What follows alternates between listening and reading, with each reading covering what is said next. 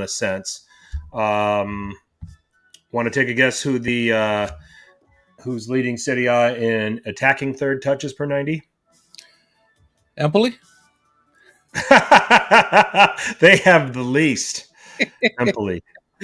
I see what you did there, which is very consistent with how few goals they've scored this season. Yeah. Although they broke out and scored 3 this weekend on Verona, but Verona, yeah, 4. you and 10 of your friends could line up and score 3 on Verona these days.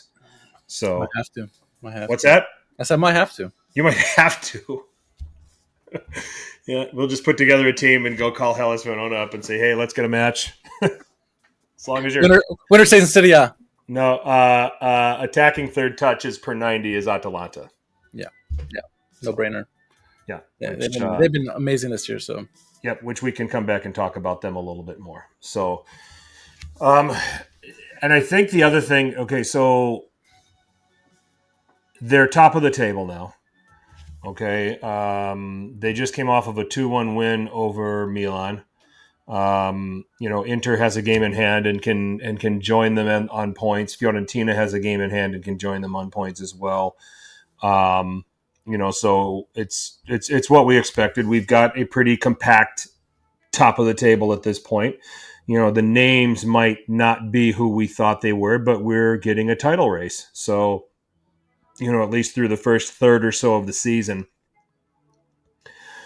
What % chance would you give Atalanta of winning this Scudetto?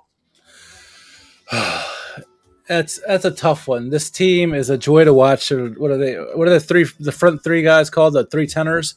They're talented. If I went rating wise, I mean, I don't know, man. They got. I'll say they have.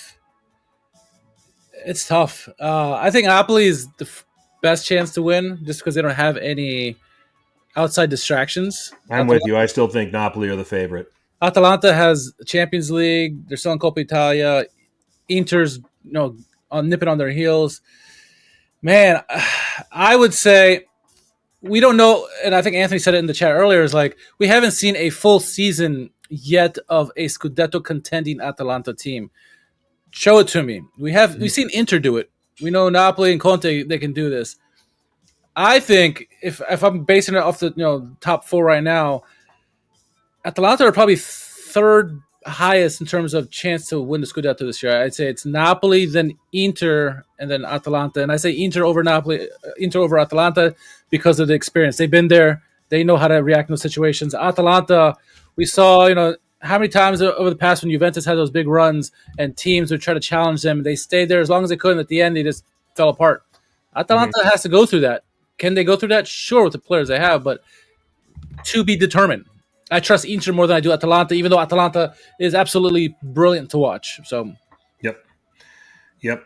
I think that what you're seeing is and what's really exciting to see from Atalanta is this is a progression from winning the Europa League and winning the Europa League over a Leverkusen team that had not lost all season. Yeah. Okay. That was huge for them. Yeah, I think that was the that really is the watershed moment we've seen ever since we started doing this podcast, and I think we need to take a lot of credit because when our podcast started, and Atalanta started to play well, and that's there's a correlation here, Richard. Okay, clearly. So for Atalanta fans, you can thank us, But anyway, to defend and keep, because that was one of the Achilles heels of Gasperini's Atalanta teams was defending. Okay, and to go 90 minutes and keep Leverkusen out and play the perfect game against Leverkusen, that was hey, you really can do this and you really do belong here. And they are playing like that. And Gasperini is managing like that. Okay, he's not tightening up anymore. Have you noticed that? He doesn't give a shit. Real Madrid's coming to town? Okay, I'm lining up like this. Okay? Yeah. We're going to suffer a little bit because of who you've got, but we're coming after you. We don't care anymore. Okay? And I think the one thing, and I'm going to come back to it, the defending. They're defending better. The one thing that I always had a problem, yeah, they can go forward and they can score a bunch of goals and they can create a bunch of chances, but man, defensively, they can get exposed, especially when they play with two in the midfield and those two aren't great tacklers and they can't support the back three. Spoiler alert, or doing some foreshadowing here. It is very under the radar how important Ederson is to this team. Yeah, With the ground that he covers, with the ability to tackle. No, Vincent, they're not missing Scalvini. If they're missing if they were giving up a bunch of goals and they were putting themselves in a bunch of track meets like they did today against Real Madrid. If what happened against Real Madrid is what was consistently going on, then yeah, I would sit there and say, yeah, they missed Scalvini. But no, they're not. Jim City is serviceable. Isak Hien, who I was going to put in my team of the month, I had another player that I found that I would rather put in, and it's by the narrowest of margins. He's starting to evolve and develop, and Said Kolasinac has had some matches where he has turned back the clock. And he's, it's a natural thing. You played left back, you played left wing back your whole career. You're getting a little older now. If you've got the physicality, play on the left side of a back three. And there's still going to be moments for you to go forward. He scored a great goal against Young Boys in the Champions League. Mm-hmm. So they're defending, and then you have a goalkeeper like Carnesecchi, and this is the thing that I was clamoring for when Carnesecchi was at Cremonese. Get this guy on a good team, and let's see what he does. And here he is on Atalanta, and he has made them that much better. And I think that that's been a struggle too, is Atalanta has struggled to have good, consistent goalkeeping. They brought in Juan Musso and thought that he would be the guy. He turned out not to be. But with Carnesecchi, they're winning games. They're getting serviceable goalkeeping from him. With Ederson, you're getting a guy that can cover things. Deron, has been a mainstay there, and the combination of those two holding down the midfield has been excellent. And I think that creates a foundation that gives the three tenors the freedom to attack the way they want. Because you're getting such good play back there. You don't need to ask a Lookman or a CDK to come back and help pinch in and defend. Or if you're going to play Pasalic, I think the way they set up against Real Madrid is they wanted Pasalic to drop back and cover, and they were just going to turn it loose with Lookman and CDK for as long as they could, and then they would eventually bring Retegui on. So you have that, possibility. But they're in first, and they're doing this without Scalvini, to Vincent's point, okay, and without Scamacca, who was a big part of last season. I mean, it's uncanny to me how Atalanta have been able to sustain this for so long. And they got some Marches who's not even playing at his best yet. Yeah. Wait till he starts playing really well. Yeah. They're just plugging guys, and they're plug and play.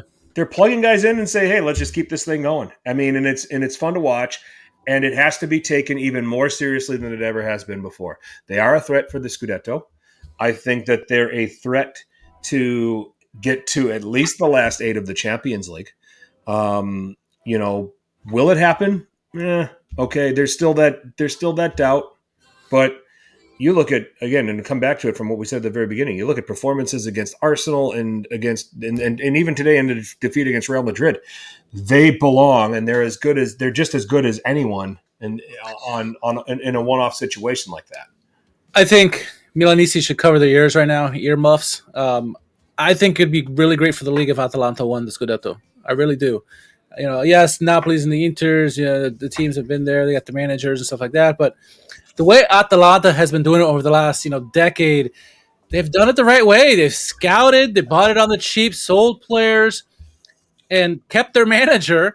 Mm-hmm. And they've built this team is just a well-oiled machine. It's a plug-and-play system, like you've said.